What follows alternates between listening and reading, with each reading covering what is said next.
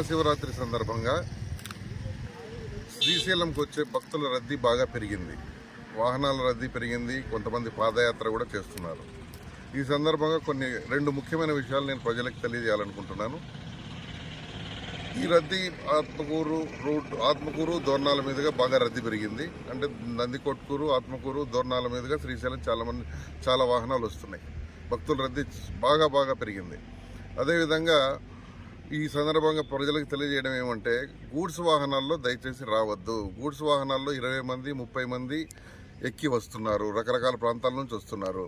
Goods వాహనాల్లో బాడీలో కూర్చుంటున్నారు, పైన పలకేసి మళ్ళీ దానిపైన కూర్చుంటున్నారు. ఈ విధంగా రావడం చాలా ప్రమాదకరం.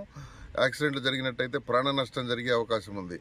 కాబట్టి గూడ్స్ వాహనాలను తప్పనిసరిగా మేము ఆపుతాము, కేసు రాస్తాము, వాహనం యొక్క పర్మిట్ రద్దు చేస్తాము, డ్రైవర్ లైసెన్స్ కూడా సస్పెండ్ చేస్తాం, వాహనాన్ని కోర్టుకు పెడతాం. దయచేసి ఎవరు కూడా గూడ్స్ వాహనాల్లో ప్రయాణం చేసి శ్రీశైలం మల్లన్న దర్శనానికి రావద్దండి. మీ వాహనాలు సీజ్ చేయబడితే కోర్టుకు కూడా పెడతాం. అందరూ ఆర్టీసీ బస్సుల్లోనూ లేదా ఇతర ప్యాసింజర్ వాహనాల్లోనూ దయచేసి రండి. మీ ప్రాణాలు కాపాడుకోండి, ఇతరుల ప్రాణాలు కూడా కాపాడండి.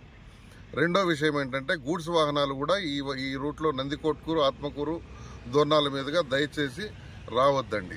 మీరు ఆత్మకూరు రాకుండా కర్నూలు, గిద్దలూరు మీదుగా గుంటూరు వైపు వెళ్లే వాహనాలు గిద్దలూరు మీదుగా వెళ్ళాలని మనవి.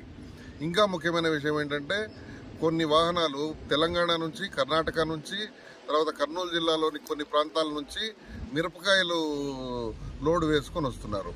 ఆ మిరపకాయల లోడు 8 ఫీట్లు 7 ఫీట్లు హైట్ ఉంటుంది. ఆ మిరపకాయల లోడు పైన రైతులు పడుకొని వస్తున్నారు. ఇది ఎంత ప్రమాదకరమో మరి మీరే ఆలోచించాలి. ఈ విధమైన వాహనాలు వస్తే కొన్ని ఓవర్లోడు ఉంటున్నాయి.